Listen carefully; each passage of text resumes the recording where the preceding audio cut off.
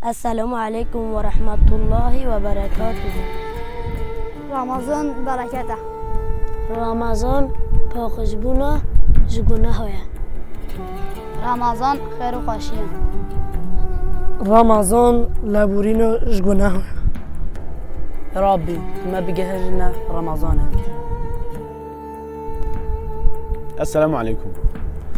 إن شاء الله وقتك نزيك ده أمي داخل دهيفة رمضان ده ببن. ده هيفة ده چواکو انسان خوش خارن و خارن ده آلی که لازم خوش گناه هاجه بده آلی که لورا پیغمبر علیه الصلاة والسلام کرم کریه او گوتیه گلک مروف هنه غیر برسیبون و تهنبون تفایدش رمضان نابینه.